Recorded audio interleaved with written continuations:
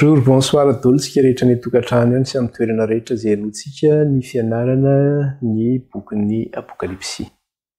Tsika moa izany izao dia ao anatin'ny hoe ivom-besatra ny bokin'ny Apokalipsia, izany hoe teo anatin'ny zavatra mahay be mihitsy satria miresaka tsika ny amin'ny mikasika ny amin'ny Satana izany sy ny sain-dalina Satana. Ka anovizantsika ny lesona dia apetratsika amin'Andriamanitra ilay izy satria tsy maefa manao na inona na inona tsika raha tsy amin'Andriamanitra no ametsahatritsika ny fampianarana. Manasa antsika raha araka hivavaka. Jehovah Andriamanitra iray io, raha ny amin'ny alalan'i Jesosy Tompo ianao, mankalaza anao zay ray, mitery anao zay ray, manome voninahitra anao. Iny mananitra avy ny anaranao zay ray hatramin'izao ka ho mandrakizay. Misaotra ray ny amin'ny fahasoavana sy ny famindram-po izay paretinao aminay isan'andro. Mbola menao tombonandro mahavelona izay, mbola menao masoandro miratra izay, mbola menao anjara anina sahazy izay sy fahasalamana. Mbola menao trano ialofana izay. Toy izany rehetra izany ray dia noho ny fahasoavanao sy ny famindram-ponao ka dia misaotra anao izahay. Eny Andriamanitra, hoy ianao hoe fiadanana no meko anareo, fiadanana no veloko anareo tsy tahaka ny fanomeny izao tontolo izao. Eny ny fiadanana avy aminao Tompo dia hafa fa tsy tahaka ny an'izao tontolo izao izay mandalo ihany, izay ara-nofo ihany. Fa ny ianao dia maharitra mandrakizay satria mitondra izany ho amin'ilay kananan'ny lanitra. Voninahitra ny eo anao raha io hatramin'izao ko mandrakizay. Manatra ihany koa nefa izay ray ny fifonanay sy ny tsy fahamarinanay eto anatrehanao satria tsy manana fahamarinana izay na dia kely aza na amin'ny fiteny na ny fisainana na ny fitondrateny. Satria raha mikasa anao ny tsara izay dia ataon'ny ratsy izay tsy sitrakay no ataonay. Ka dia ifonanay aminao izay mety nahalatsaka anay na fahalemena mbola malaky mahazo anay. Mifona izay raha io ny amin'ny eloka sy ny tsy fahamarinana rehetra. Mangataka aminao izay Jesosy io, diovy amin'ny rahanao izay ho afa-pahotana, sasao amin'ny rahanao izay ho afa-keloka. Fa hoy ianao Tompo manao hoe raha ny zanaka no nafaka anareo dia ho afaka tokoa ianareo. Ary ny rahanao no efa nentinao namonjena anay sy nanamarinanao anay. Ka raha ilay ratsy ara mikasa hiapanga anay na hanameloka anay dia hoy ianao Tompo manao hoe iza no hiapanga ny olom-boafidin'Andriamanitra, Andriamanitra no manamarina azy, iza no hanameloka Kristy efa maty ho azy ary nitsangana tamin'ny maty, mipetraka eo ankavan'Andriamanitra ka mifona ho azy. Eny Jesosy io, ianao no efa mifona ho anay mandrakariva eo anatrehan'ilay ray tsara indrindra mba azahoana famelan-keloka sy famindram-po. Ary ianao ihany koa nefa miteny taminay manao hoe miambena mandrakariva ka aza mitsahatra. Dia izany no ivavahanay eo anatrehanao mba hanavaozanay ny fanoloran-tenanay isan'andro satria ny devoly fahavalonay tokoa dia mierona tahaka ny liona ka miodiody manodidina anay mitady izay ho arapany. Kanefa raha ao aminao izay Kristy dia iza no arombaka anay satria ianao no aharo fiarovana avo anay. Dia raina mandrakizay ny anaranao Tompo, ankalazaina ny anaranao, mena voninahitra ny ianao. Eo ka lefa na ny voninahitra ao ray, lefa natao amin'ny Kristy Jesosy antsoina hoe Abaray, nitoetra ao anatinay ka namasina anay sy tantananay amin'ny marina rehetra. Mifaindreny izay ray io, mifahalalana izay, tao anatinay ny tahotra sy ny ohitra fenonao. Ka masino izay ray io ho masina anao satria masina ianao. Eo ka ny fanahinao ampahery anay eo amin'ny fizahan-toetra izay lalovanay isan'andro, na ho tokantrano io, na any am-piasana io, na eo amin'ny fiarahamonina io, na eo amin'ny fianakaviana io. Ny inona Tompo Andriamanitra, zana-tsim-pika lefa n'ilay ratsy hoentina manafika anay. Dia ao ka ray lefa nany ho mahery toetra aminay amin'ny fahafenona ka nome anay hery andresenay ny fahakam-panahy. Fa eny Jesosy io, hoy ianao hoe ianareo izay miasa faritra sy mavesatra entana makanisa aty amiko fa izao no hanome anareo fitsarana. Hoentinay eo am-pelantananao Kristy, ny entanay, ny ady izay hatrehanay rehetra. Fa raha ianao no mitondra izany dia ho maivana izahay. Ka aoka Jesosy ianao mihitsy no velona ao anatinay fa tsy izay tsy no velona. Ka mio fandresena izay Kristy io amin'ny ady izay hatrehanay. Aoka ianao ny ady anay fa angina izay. Ka aoka ny fahavalonay kosa izay manafika anay, izay ampiasain'ny Satana. Dia aoka tsy manan-kery tsy manam-pahefana izany, fa ilay volona noho ny amin'ny rahany zanak'ondry sy ny fofinain'i Kristy mba homontsamontsana sy ho rava izay asan'ny Satana rehetra hoentina miady ka manafika anay na amin'ny lafininina na amin'ny lafininina. Alefa ny afo mandevona ny Satana sy ny asany rehetra ny amin'ny rahany zanak'ondry sy ny fofinain'i Jesosy.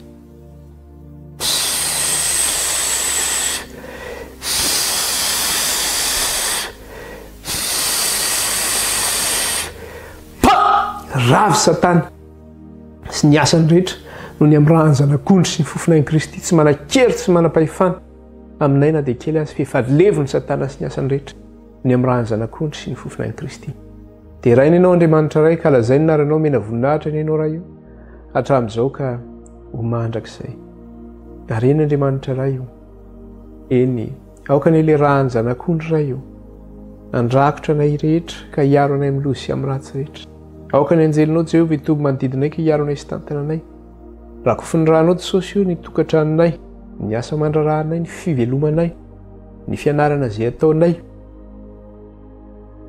na ny fitoeran-tsompotray mba tsy hanana an'ilay ratsy fahefanana izany Tompo na dia kely monja azy. Ary eo ka Tompo tsy ho hitany na ny misy an'izany ary na dia kely monja azy. Dia ho belantananao Andriamanitra no metrahanay ny fiainanay. Dia rainy ny anaranao ray ka lazay ny anaranao ray mena voninahitra ny ianao ray. Eny mivavaka eto anatrehanao ihany koa ray ho an'ireo izay tsy salama.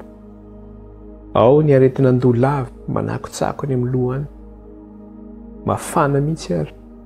Ao ny fanina, ao ny areti-kibolava ihany koa na ny aretim-bavony, ao ny fibrome, ao ny areti-tratra, ny poumon, infection any amin'ny poumon any, ao ny areti-po, ao ny asthme, ao ny misy rano any amin'ny tratra na any amin'ny lamosina any, ao Tompo ny vai ratsy rehetra na ny ity ivelana ny anatiny, ao ny mandeha ran'olona lava, ao ny voan'ny rhumatisme, ao ny goitre, ao Tompo izay aretina maro samihafa tahaka ny cancer na ny sida na ny peste sy areti mandringana maro samihafa na covid sy aretina mety sy voalazanay nefa mahazo ny tokantrano. Mangataka aminao Kristy io ho an'ireo izay miara mivavaka aminay amin'izao fotoana izao sy hivavahana amin'izao fotoana izao na miatrahana tanana amin'izao fotoana izao.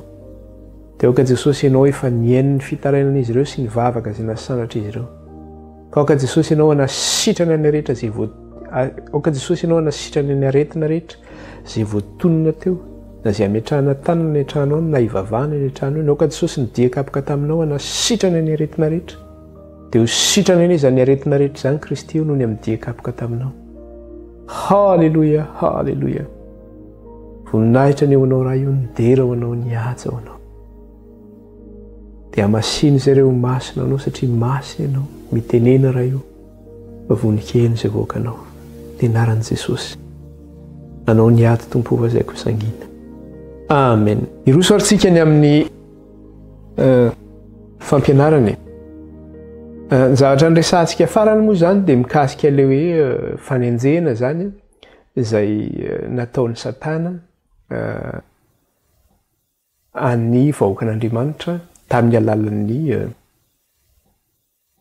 fiangonana zany na ny nahirivaika nandritra n'ilay 910 taona izany. Ka ny zavatra hitantsika dia zao hoe na dia teo aza izay fanenjena mahirivaika zay dia Andriamanitra zany nialy vahoakany nandritra n'izay fepitaona zay. Satria Andriamanitra mbola niazy, Andriamanitra mbola namonjy azy tamin'ny alalan'ny fanahiny ho an'ireo izay mitady azy amin'ny fony manontolo. Jesosy Kristy mbola namindra fosina mela heloka ary nanadio an'izy ireo tamin'ny rahany.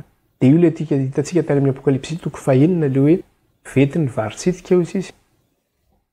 Hitantsika zay. Na hoe vediko ny varo RDA indroan'ny fatambaro izy. Fa zao aza manino izy? Aza manimba ny diloilo sy ny ranom-boaloboka izy. Dia io ilay diloilo sy ranom-boaloboka ilay efa n'Andriamanitra miasa sy ilay ran'ny Kristy. Ilay faran'Andriamanitra mbola mamonjy antsika zany mitantara antsika ho amin'ny marina rehetra. Zay ilay hoe tany mafy izay anananao mba tsy hisaka ny sariboninahitrao sy ilay ran'ny Kristy mbola manadio sy manasaka azontsika famiraposy sa melan-keloka eo anatrehan'Andriamanitra. Dia Andriamanitra zany fiarovana ho an'ny vahoakany. Tsy vitany hoe amin'ny resaka hoe ara-panahy fa na ara-nofo ihany koa satria Andriamanitra no niazy reny ara-nofo. Nandray ohatra tamin'izany tsika hoe tamin'ny andro fanenjena tamin'ny Lutera zany dia le manam-pahefana teo amin'ilay toerana no nampiasain'Andriamanitra ihany koa hiarovana ny Lutera. Zany hoe Satana zany mampiasa manam-pahefana hanenjena ny fiangonana. Fa Andriamanitra koa miaro ny vahoakany, mampiasa koa izy, manam-pahefana koa ampiasain'Andriamanitra. Zany tena eo zany le hoe misy guerre cosmika zany amin'Andriamanitra zany hoe misy adin'Andriamanitra satanana izy fa eo misehitra eto tany dia le zanak'Andriamanitra zany enjen'ilay dragona ankilany zany fa Andriamanitra miaro ny zanany na dia eo azany misy famonona na dia eo zany misy vono olona Andriamanitra zany mbola teo foana satria rehefa tapitra ho fempitoana n'ilay 990 taona io dia hitantsika tsara fa nivoaka mpandresy le vavolombelona roa nivoaka mpandresy le vavolombelona roa le tenin'Andriamanitra zany satria mbola nisy vahoakan'Andriamanitra tafavoaka velona tao anatin'izay ady mafia izany ka io fizahn-toetra zany le lalovan'ny vahoakan'Andriamanitra io nandritran'izay vanim-potoana izay dia io zany ampitahaina amin'ilay lalan'ny zanak'Israely le nivoaka avy tany Egipta. Rehefa nivoaka avy tany Egipta ny zanak'Israely inona zavatra hitantsika? Nenjehan'ny Farao izy hamono sy hafaty azy. Fa zao naringan'Andriamanitra ny Farao sy miaramila ny tao amin'ny ranomasina mena dia tsy tratran'ilay fahavalo izy. Inona koa ny zavatra hitantsika? Nandritran'izay 990 taona izay niezaka mafy mihitsy i Satana ny aninona ny amono sy andravy an'ireo vahoakan'Andriamanitra kanefa ny zavatra nisy dia zao velona ihany ny vahoakan'Andriamanitra satria rehefa tapitra le rehefa amin'ny faran'le 990 taona dia inona ny zavatra hitantsika? Nosamborina nosamboriny Napoléon Bonaparte zany tamin'ny alalan'ny général Bellier ny papa tao a Roma zany dia rehefa nosamborina izy dia natao sesitany tany Fontainebleau dia tamin'ny période io dia nijanona tanteraka zany ilay fahefan'ny eglizy izay nandringana ny fiangonana ka dia tafavoaka velona tao anatin'io ady mafy io zany ny fiangonan'Andriamanitra.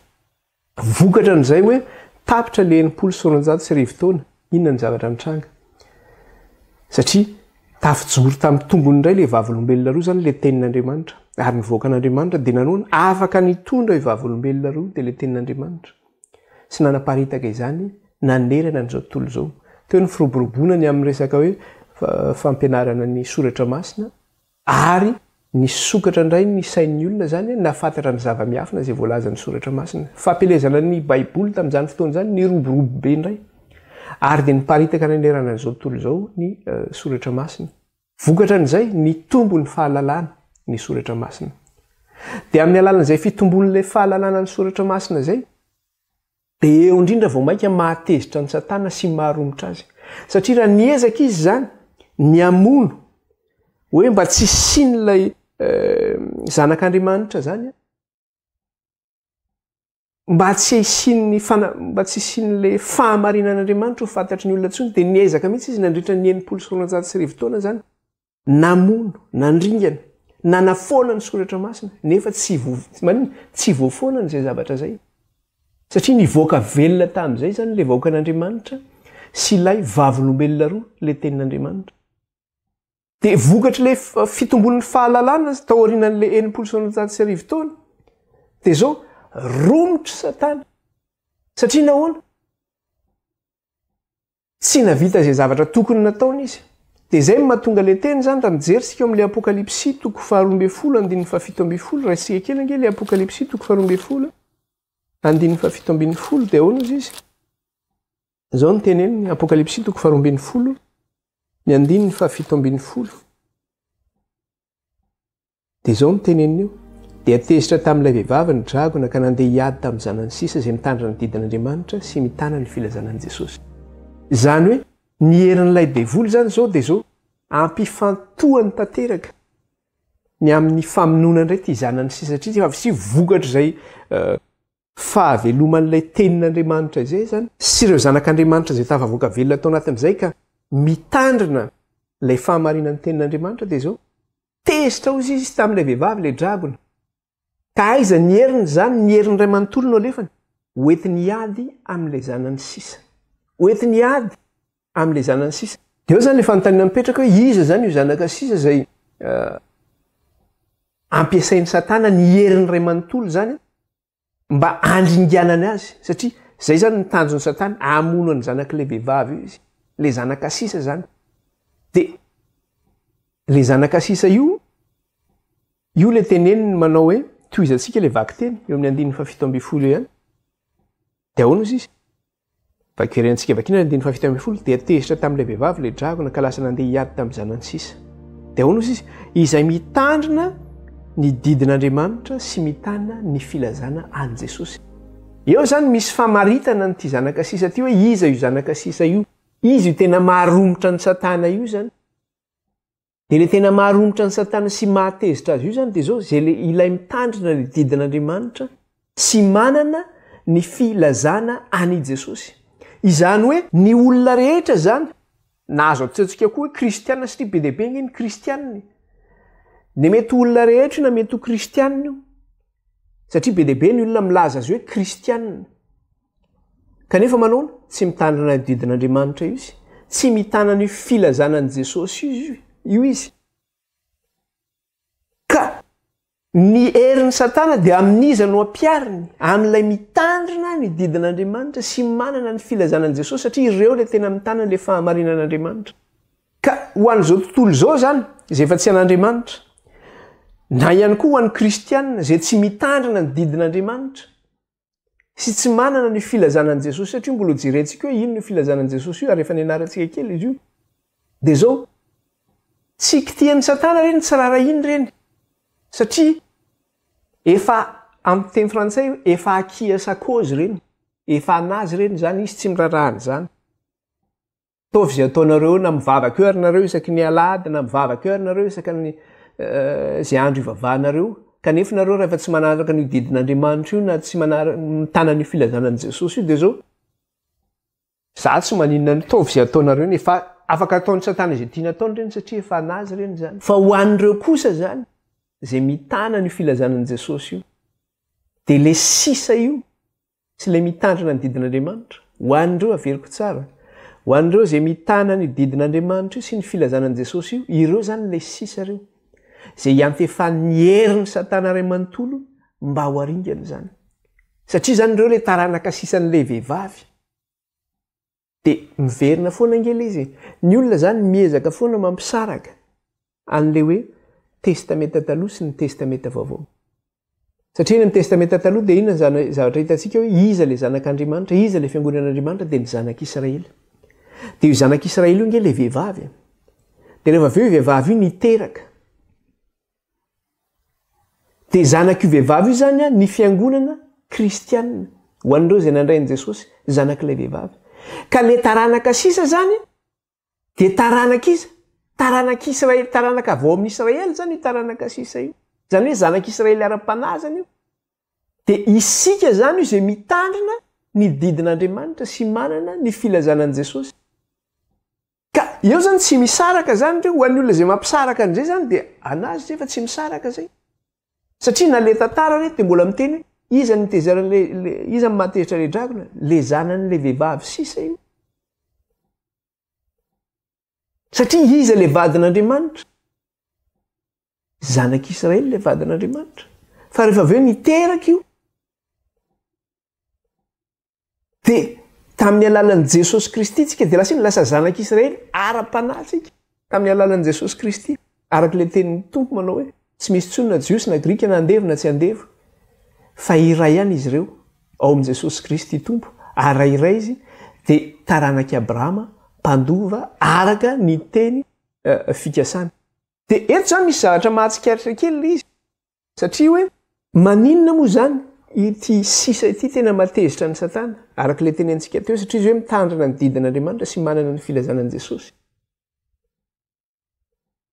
de ny antony de zao ao anatin'ilay vahoaka an'Andriamanitra ireo zany ilay tomboka asian'Andriamanitra eo ilay hoe didin'Andriamanitra sy ny filazanan'i Jesosy zany hoe ao anatin'izy ireo zany le tomboka asian'Andriamanitra zay ny tena mahala ny satana azy ity satria amin'ny satana zany io zanaka sisa io de zao tena dangereux ireo tena dangereux tena fahavalontsika ireo dia isika zany zay mitandrina ny didin'andriamanitra sy manana filazanan'i Jesosy dia tena fahavalony devoly satria manana ilay tomboka asian'andriamanitra isika. Manana ilay tomboka asian'andriamanitra isika. Fa ho an'izay tsy manana ny filazanan'i Jesosy io, ho an'izay tsy manana ny didin'andriamanitra io, dia izao tomboka asiany izany eo anatiny. Efa anatin'ny tomboka asian'ny dragona ny misy azy. Efa anatin'ny tomboka asian'ny dragona ny misy azy zany. Dia ho tohizantsika ny lesona aza tezitra isika fa mbola irositsika amin'ilay izy efa betsaka ny lesona ianarantsika teto mikasika an'izay ngamba azontsika mikasika an'izay zay zavatra izay. Dia tohizantsika le lesona inona ary mampiavaka an'ilay sisa ireto. Mampiavaka an'ilay sisa dia zao tsy vitany hoe tsy hoe manana ilay didin'andriamanitra izy na hoe manana le filazanan'i Jesosy izy, tsy izay no mampiavaka azy. Fa ny mampiavaka azy dia zao le fitandremany. Izay zany no mampiavaka azy satria izy mitandrina lay didin'andriamanitra satria apetrany tsara izay. Sy mitana le filazanan'i Jesosy. Izany hoe le zavatra nomenana azy zany, le fahamarinana izay nomenana azy mikasika le didin'andriamanitra, le fahamarinana izay nomenana azy mikasika le filazanan'i Jesosy, dia tsy nariny zany iny, tsy nataony tsinitsinina zany iny, fa tena nitandremany tsara iny ary narahany tsara iny zavatra. Tsarony zany amin'ny fiainana isan'andro dia tsarony zany zavatra izany. Zay mahatonga azy miteny ato amin'ny Apokalipsy jereo tsara nge amin'ny Apokalipsy 7:10 efa nianarantsika izy io tany amin'ny tantaran'ny fiangonana. Dia zao no teneniny ato Apokalipsy 7:10 dia ahoana izy. Satria efa nitandrina ny teniko ny amin'ny faharetana ianao, izao kosa hiaro anao ho voavonjy amin'ny andro fakapanahy izay efa hiatra amin'izao tontolo izao ho fizahan-toetra izay monina ambonin'ny tany. Averiko tsara izy. Satria efa nitandrina ny teniko ny amin'ny faharetana ianao. Zany hoe tena nitandremany mihitsy zany ito anatin'ny faharetana, io didin'andriamanitra io. Sy ilay filazanan'i Jesosy io, nampiariny io, fa tsy hoe ny raisiny fotsiny, dia napetra ny teny anjoro-trano, fa ny nataony. Fa le fahamarinana izay nomena azy zany tamin'ny alalan'ny didin'andriamanitra sy ilay filazanan'i Jesosy dia zao nampiariny teo amin'ny fiainany ary notandremany zany. Ka rehefa tonga ny fakapanahy, tonga ny fizahan-toetra, ny zavatra maro samihafa amin'ny problème ny fiainana izay mitranga rehetra dia zao nitandrina ny didin'andriamanitra io izy sy nitana le filazanan'i Jesosy io izy. Izay mahatonga izay miteny manao hoe satria efa nitandrina ny teniko ny amin'ny faharetana ianao, izao kosa hiaro anao ho voavonjy amin'ny andro fakapanahy izay efa hiatra amin'izao tontolo izao ho fizahan-toetra izay monina ambonin'ny tany. Raha mitandrina an'io izy Andriamanitra isika sy mitana an'io zany dia zao Andriamanitra hiaro antsika amin'ireny ady mafy izay miatra amin'ny fiainantsika, fizahan-toetra mahamay izay miatra amin'ny fiainantsika ireny. Zany hoe Andriamanitra hamoaka antsika mpandresiny amin'izay zavatra izay. Hamoaka antsika mpandresy Andriamanitra. Dia ireo ilay zanaka sisa dia ireo izay nitandrina ilay didin'Andriamanitra sy nitana ny filazanan'i Jesosy. Ireo zany no vavolombelona ilay fahamarinana anankiroa. Tsy vavolombelona fahamarinana anankiray izy ireo, fa vavolombelona ny fahamarinana anankiroa. Dia ino ny fahamarinana anankiroa izay voalaza io? Ny amin'ny testamenta taloha sy ny testamenta vaovao. Zany hoe tsy azo sarahana zany ny testamenta taloha sy testamenta vaovao. Ny ankabeazan'ny kristianina dia zao raha misy manatota baiboly ary izy dia iny testamenta vaovao iny ihany natotany. Testamenta vaovao ny ampianariny, testamenta taloha zany zara raha mampianatra an'izany. Kanefa ireo fahamarinana ireo dia mifameno. Zay mahatonga antsika hoe tsika ilay zanaka sisa. Iza le vadin'Andriamanitra, ny fiangonan'ny zanak'Israely ny vadin'Andriamanitra. Fa tsika nivoaka avao, zany hoe mitohy zany le tantara fa tsy hoe misaraka. Zavatra tantara tsy azo sarahana zany ireo, fa mitohy ireo. Dia zay mahatonga azy hoe le mitandrina le didin'Andriamanitra sy mitana ny filazanan'i Jesosy dia zao vavolombelon'ilay fahamarinana anankiroa izay tsy azo sarahana. Dia ino ny fahamarinana anankiroa tsy azo sarahana dia ny testamenta taloha sy ny testamenta vaovao. Le testamenta taloha manambara an'izy, manambara an'ilay lalàn'Andriamanitra le testamenta taloha.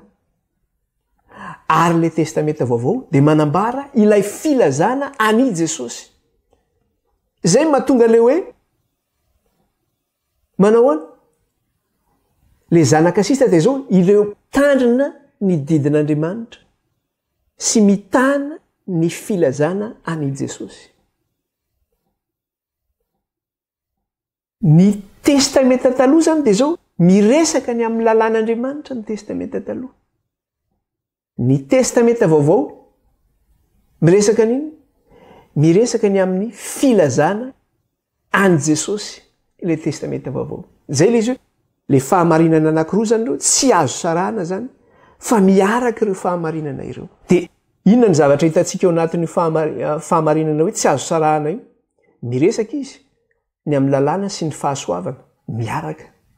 Miresaka izy ny amin'ny fahamarinana sy ny fitiavana tsy azo sarana zay. Miresaka izy ny amin'ny fitsarana sy ny famoronana. Efa nianarantsika teto mikasika an'izay hoe ho avy fitsaran'Andriamanitra io.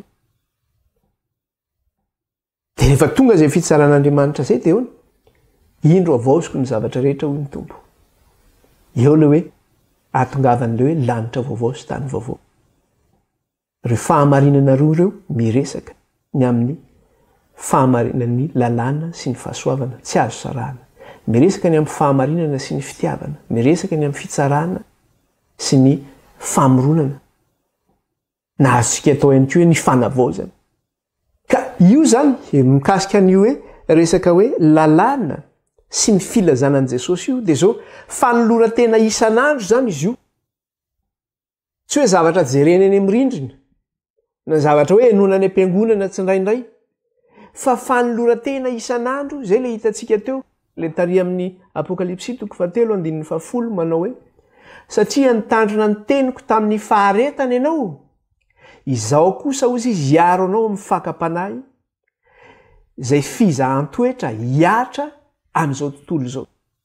Zany hoe amin'ny faharetana zany no hitandremanao ny didin'Andriamanitra io.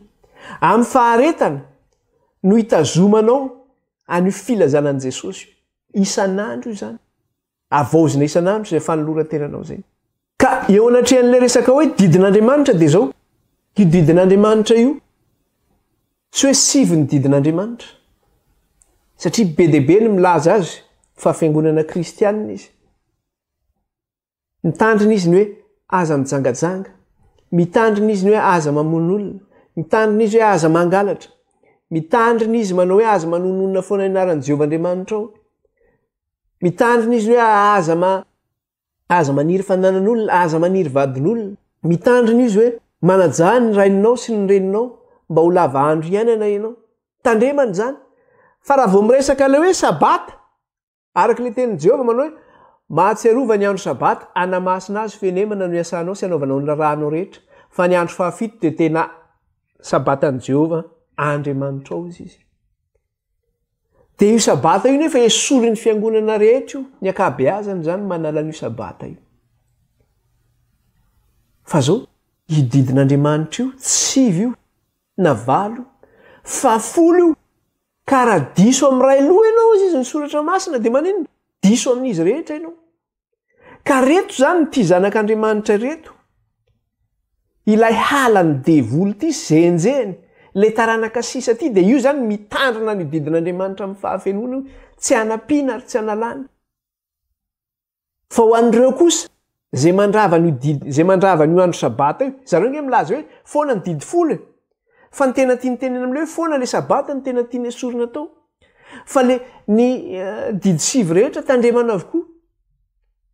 Fa ho an'ireo zay mpandrava didy folo dia zao izy zany tsy mba anisan'le zanaka sisa izy zany, tsy mitandrina ny didin'Andriamanitra io izy zany. Dia mety hiteny iza ny lazainao fa tsy mitandrina ny didin'Andriamanitra? Iza ny lazainao fa mangalatra? Tandrina ny sabata ve ianao? Mitandrina ve ianao hoe aza manao saron zavatra voasikotra iankofany eo anatreny, nefa misy ny fiangonana kristianina izay miankohako amin'ny saron zavatra voasikotra, mivavaka amin'ireny sary reny, sarin'ny olona masina reny, mivavaka amin'ny olona masina reny.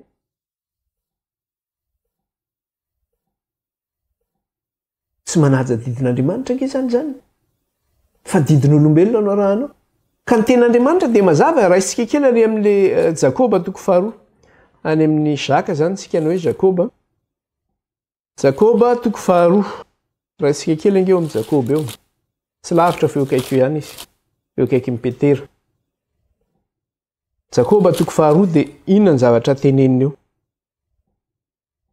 jakoba toko faharoa dia zao no vakitsika mihitsy le izy manomboka eo amin'ny 110 ka hatramin'ny 110 ahoana ozy izy 110 sy ny 110 dia zao no tenenina eo manao hoe fa na iza mitandrina ny lalàna rehetra nefa diso amin'ray loha dia meloka amin'izy rehetra fa na iza ozy izy mitandrina ny lalàna rehetra nefa diso amin'ray loha dia meloka amin'izy rehetra atao ohatra ny hoe mitandrina hoe aza mangalatra ianao nefa maman'olona dia hoana meloka amin'ny lalàna rehetra ianao mitandrina hoe manajany rainao sy ny reninao ianao nefa ianao mangalatra donc diso amin'ray loha zany ianao dia izay mahatonga azy miteny eo amin'ny 110 manao hoe fa ilainanao hoe aza mijangajanga no manao hoe aza mamon'olona fa raha tahiny tsy mijangajanga ianao nefa mamon'olona dia mpandika lalàna ianao fa raha tahiny tsy mijangajanga ianao kanefa mamon'olona dia mpandika lalàna ianao dia averiko le 110 fa na iza no mitandrina lalàna rehetra nefa diso amin'ray loha dia meloka amin'izy rehetra rehefa tsy mitandrina io sabato io zany ianao dia zao mpandika lalàna zany ianao meloka ianao anatren'andriamanitra ka zay le zao le fitandremana ty lalàna ty zany dia zao hoe le zanaka sisa zany mitandrina n'io lalàna io tsy anampiana tsy alalàna ao anatin'izany ny sabatan'i Jehova ao anatin'izany ny tsy fiankofana sy ny fivavahana amin'ny sarin-javatra voasikotra ireo ihany koa le hoe miresaka ny amin'le hoe filazanan'i Jesosy le filazanan'i Jesosy dia zao hoe fanarandia any Kristy ilay mitovy amin'Andriamanitra satria tamin'ny voalohany izy tamin'ny voalohany ny teny ary ny teny tao amin'Andriamanitra ary ny teny dia Andriamanitra dia ny teny izy aty arindrina aty amin'ny 110 manao hoe ary ny teny dia tonga nofo izy ka nonona tamintsika izany hoe i Kristy zany ilay antsoina hoe Mikaela iza moa le Mikaela dia zao hoe iza no tahaka an'Andriamanitra zay ny dikan'le hoe Mikaela dia Jesosy Kristy io ka i Kristy le Andriamanitra tonga nofo zany le Kristy le Andriamanitra tonga nofo le antsoina hoe zanak'Andriamanitra dia zao io le maty araka ny soratra masina nalevina araka ny soratra masina nitsangana araka ny soratra masina manaraka izay voalazany mpaminany manaraka izay voalazany lalàna manaraka izay voalazany salamo dia inona ny voambaran'ny salamo sy ny mpaminany vakitsika aty amin'ny Luka 4:20 ahoana izy aty amin'ny Luka 4:20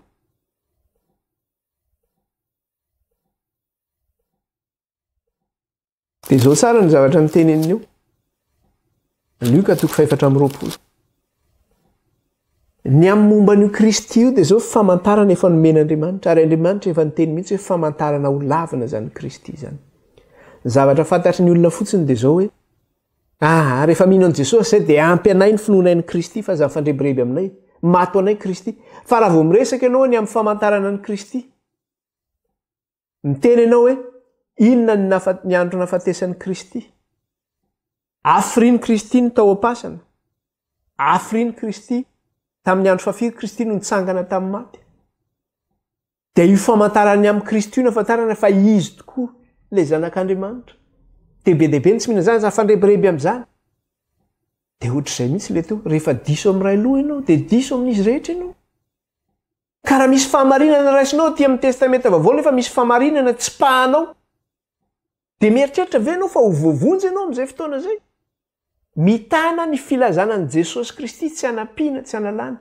ary filazana Kristy dia efa nambarany taminany io dia veren'ny vakitsika izy teo toko faefatra amby roapolo andiny faefatra amby efapolo ka hatramin'ny enina amby efapolo dia ahoana ozy izy dia hoy izy taminy izao ny teniko izay nolazaiko taminareo folombola teo aminareo aho fa tsy maintsy ho tanteraka izay rehetra nanoratanay averiko tsara tsindriko tsara tsy maintsy ho tanteraka izay rehetra nanoratanay io asakasaka le miteny manao hoe nga dia voatery hoe tsy maintsy mahazo telo andro izy dia io koa azonao ataon'izany nga Jesosy tsy maintsy hoe voateraky nateraky ny virjiny fa nyteny soratra masina nyteny hoe tsy nateraky ny virjiny Kristy ka azonao ataon'izany nga Jesosy dia voatery hoe tsy maintsy nateraky ny virjiny nga Jesosy dia tsy voatery hoe tsy maintsy hoe tany Betlehema izy niteraka nefa Jesosy dia lazain'ny soratra masina hoe avao Betlehema no nivoahan'ny Mesia ianao manao hoe vongay tsy voatery tsy maintsy satria izay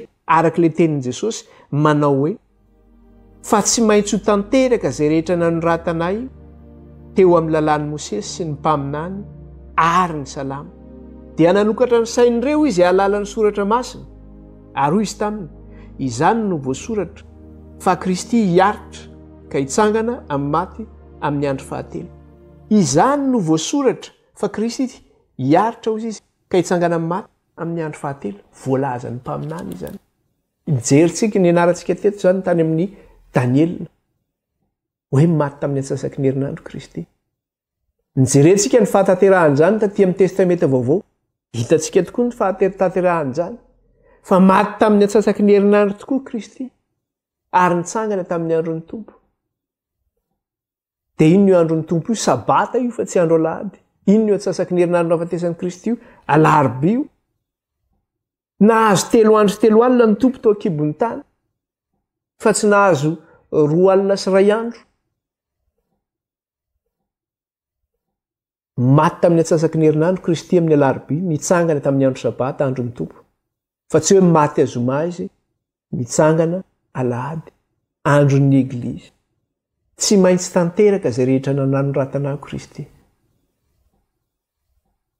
any amin'ny mpaminany salama ary ny lalàn'ny Mosesy dia izao Andriamanitra mihitsy ny vavolombelona amin'izany satria izy no naniraka n'ireny mpaminany ireny nanambarany amin'ny Kristy dia ahoana ozy izy ny tenin'ny Kristy mikasika an'izay aty amin'ny Jaona voalohany tsika Jaona voalohany toko 15 alohan'ny Apokalipsia Jaona voalohany toko 15 toko 15 Jaona voalohany andininy 7 sy ny 10 raha mandray ny fanambaran'olona isika lehibe lavitra ny fanambaran'Andriamanitra io ilay araka ny teny teo tsy maintsy tanteraka izay rehetra nanoratanao Kristy teo amin'ny lalàn'ny Mosesy sy ny mpaminany ary ny salama Andriamanitra no naneraka n'ireny mpaminany ireny dia izao ny tenenina andininy 7 sy ny 10 raha mandray ny fanambaran'olona isika lehibe lavitra ny fanambaran'Andriamanitra fa ny fanambaran'Andriamanitra dia nanambarany ny zanany dia ahoana izy andininy 10 izay mino ny zanak'Andriamanitra no manana ny fanambarana ao anatiny izay tsy mino an'Andriamanitra dia efa mampandaingy azy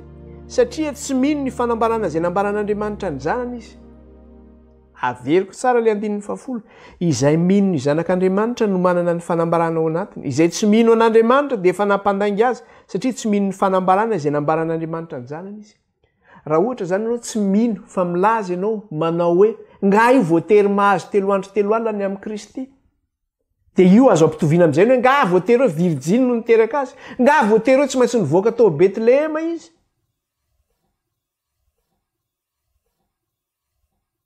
dia raha ny filazanao an'izany hoe nga voatery tsy maintsy mahazo an'izany io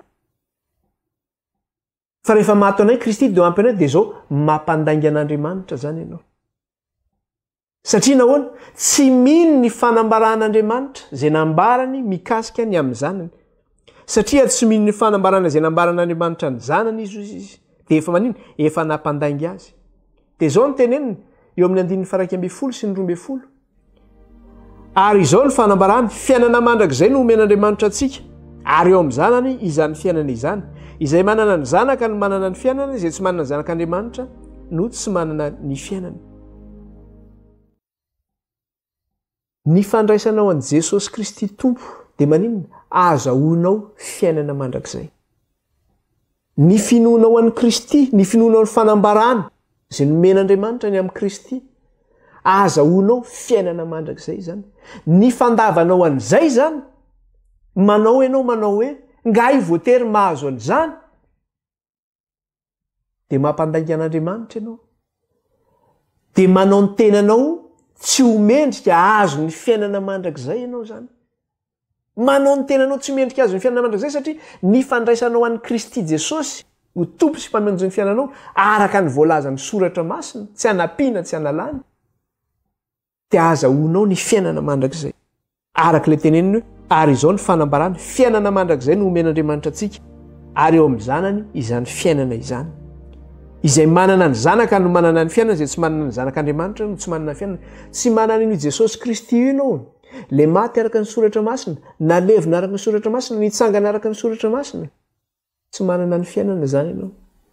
Aza mieritreritra niditra any amin'ny fanjakan'Andriamanitra any ianao, satria fantatsika tsara fa io Jesosy Kristy le maty araka ny soratra masina io no tafianao rehefa manao batisa ianao. Satria izay natao batisa ao amin'ny Kristy dia mitafy an'i Kristy. Io fitafianan'io Kristy io no idiranao any amin'ilay fiainana mandrakizay any an-danitra.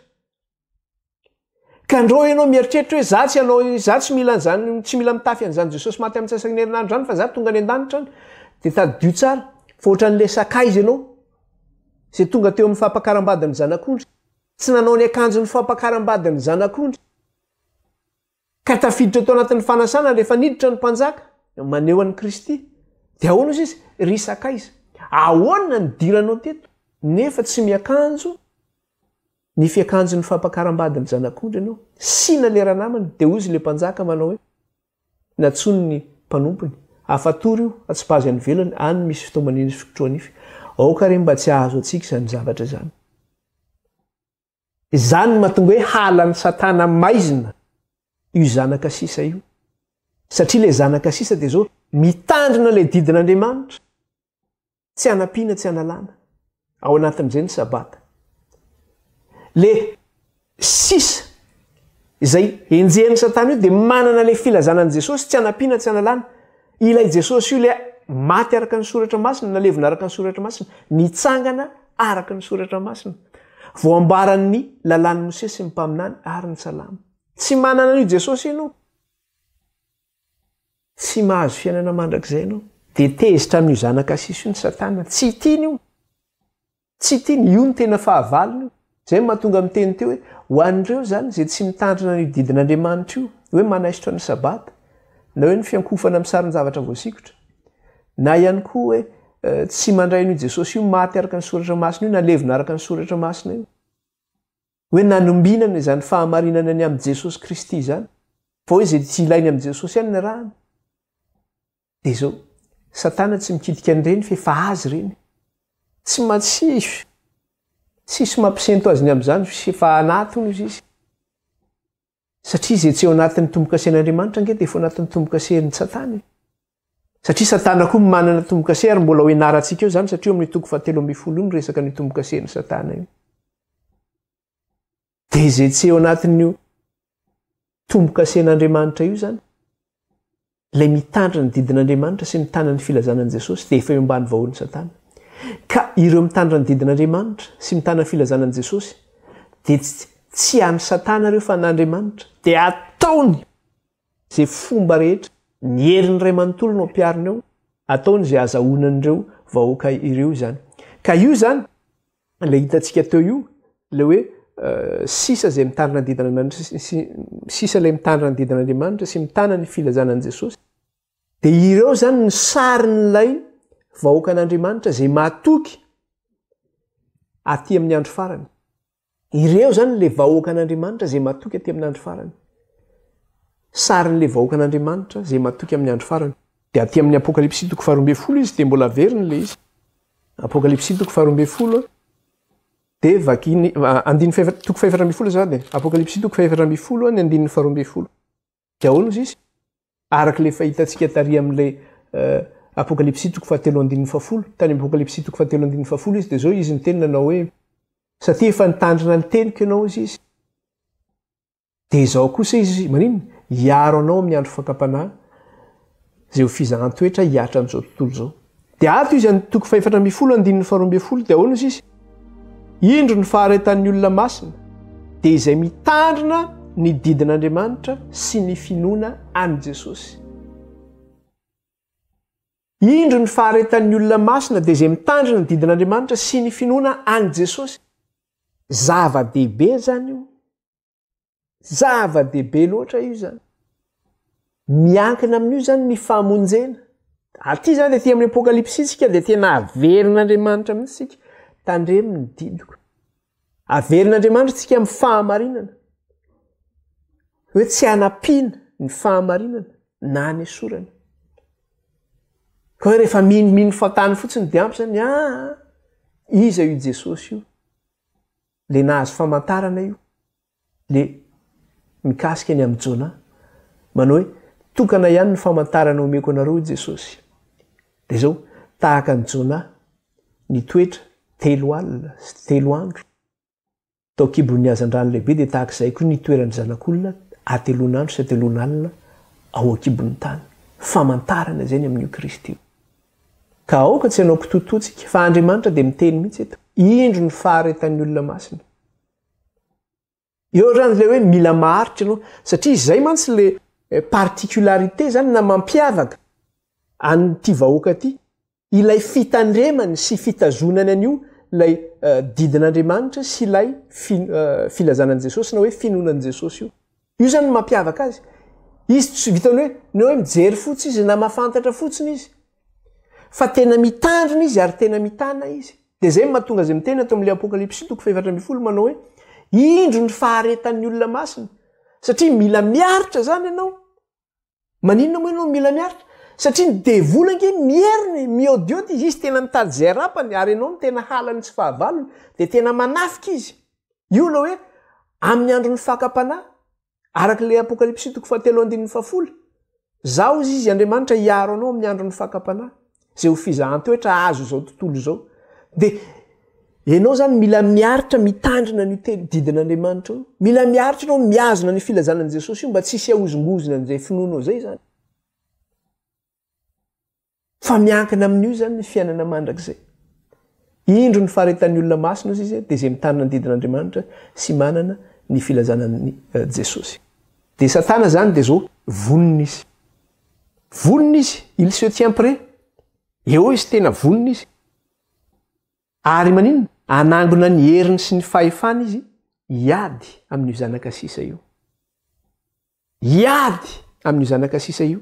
Dia izay mahatonga azy rehefa hitantsika eo amin'ilay faran'ilay Apokalipsy toko 12. Raha mijery tsika eo amin'ilay 9:12. Apokalipsy toko 12 dia ny 9:12. Inona ny teny farany eo? Apokalipsy toko 12 ny 9:12. Amin'ny teny frantsay moa izy misy ny 9:12 fa ato amin'ny teny gasy izy dia toko 13:1 ilazany azy. Fa io ny farany zany eo amin'ilay eo amin'ilay andininy eo amin'ilay tapany farany amin'ilay tapany voalohany moa zany ato amin'ny Apokalipsy amin'ny teny gasy. Amin'ny teny gasy izy dia ny andininy voalohany fa amin'ny teny frantsay izy toko 12:12. Dia ahoana izy amin'ilay toko 13:1 io? Ary nitsangana teo ambonin'ny fasiky ny ranomasina izy. Verentsika vakiana mihitsy manomboka amin'ny 7:12.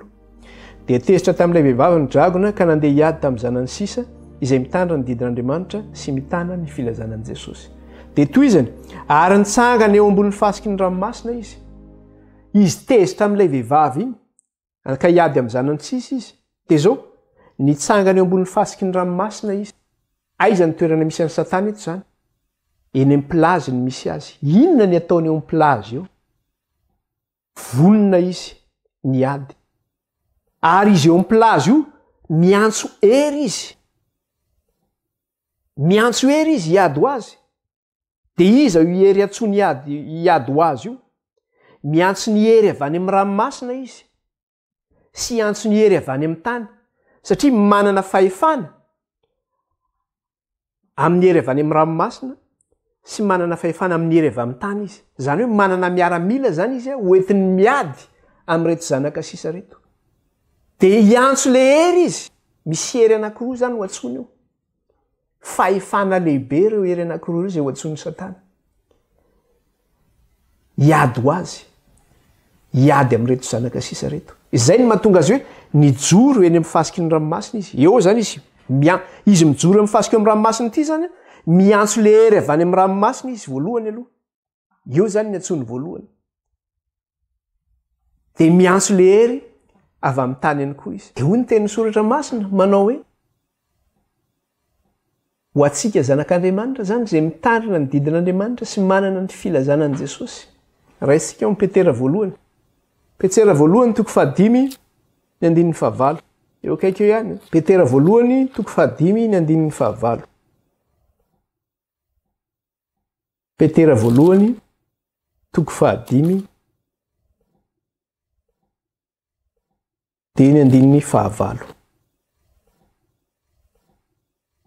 De ao nozy izy eo amin'ny anaran'i Jesosy. Mahonona tena miambena fa ny devoly fahavalonareo mandehandeha tahaka ny liona mierina mitady zay ho rapany. Ho atsika zany zay mitandrina ny didin'Andriamanitra io sy mitany ny filazanan'i Jesosy de hoy ny tenin'ny soratra masina manao hoe mahonona tena miambena fa ny devoly fahavalonareo mandehandeha tahaka ny liona mierina mitady zay rapany. Izy tena romotra io. De satria izy romotra sy tezitra io araka le teny teo averiko tsara le 7:70. Averiko tsara le 7:70. Ahoana izy izy teo dia tezitra tamin'ilay vehivavy ny dragona izy tapany voalohany. Izy zany tena tezitra mafy, tena tezitra. De izy tezitra io de reo nitsangana eny am'fasiky ny ranomasina izy. Inona ny ataony eo? Miantso ilay hery anankiroa izy. Hiady ho azy amin'ireo zanaka sisa reo. De lery avy any amin'ny ranomasina sy ny hery avy any amin'ny tany. De aiza ny ahitantsika an'izay hery avy amin'ny ranomasina sy avy amin'ny tany zay? Eo amin'ny toko 7:10 no ahitantsika an'izay. Raha vakitsika fotsiny ilay andiny le soramandry amin'ny teny gasy. De ahoana izy ny soramandry? Ny amin'ny biby roa izay mpanompon'ny dragona. Ny amin'ny biby roa izay mpanompon'ny dragona. Ny anankiray amin'ny biby io miakatra avy any amin'ny ranomasina. Ary ny anankiray miakatra avy amin'ny tany. Gera be zany ny zavatra eto indray. Misy ady lehibe eto. Satria ny herin'ny Satana ray manontolo no entiny miady amintsika. De ny fahefan'ny Satana omeny an'ireo biby ireo ny fahefana entiny miady amintsika. Zay le hoe mahonona tena. Fa zao ny devoly Satana ozy izy de mierina tahaka ny liona, miodiody manodidina reo ka mitady zay ho rapany. De eo zany ny anoizantsika ny lesona manaraka iresakitsika ny amin'ireo biby roa eo. Zay niakatra avy biby roa lehibe zay niakatra avy tamin'ny ranomasina sy niakatra avy tamin'ny tany. Alefan'ny Satana miady amintsika. Satana no manome fahefana azy ireo. Ivavakitsika isaotra an'Andriamanitra amarana an'izay lesona izay. Ivavakitsika. Jehovah Andriamanitra raha io mankalaza anao zay midery anao ary manome voninahitra anao. Mananatra avy ny anaranao zay rehetra amin'izao ko mandrakizay. Halleluja, halleluja. Misaotra raha iny amin'ny teny zay nomenao anay tamin'ny teny ity. Sy raha atao am-ponay ny teninao raha io ary atao avy an-tsainay. Ary mbola hoenjana ny lesona Tompo. Faokariny fanainao. Ampahery anay, anamasina anay. Ary eo ka le rahanao andrakotra anay Kristy ka hiaro anay amin'ny loza sy amin'ny ratsy rehetra. De raina mandrakizay ny anaranao raha io. Aoka raha io, izahay anisany ireo izay mitandrina ny didinao sy mitana ny filazananao Kristy. Ka mba tsisy ahozongozona ny finoanay. Fa izany tokoa ny faharetan'ny olona masina araka ny teninao. Hoenao hoe mahonona tena. Fanainao ny amery anay amin'izany. Ary amenay fandresena. De raina mandrakizay ny anaranao raha io, de raina anaranao Kristy. Ny anaran'i Jesosy nandratanay izao vavaka izao raha teto anatrehanao. Alleluia. Amen. Voninahitra ho an'Andriamanitra rery ihany manao helomantsika rehetra. Baibai daholo tahiny Tompo. Baibai.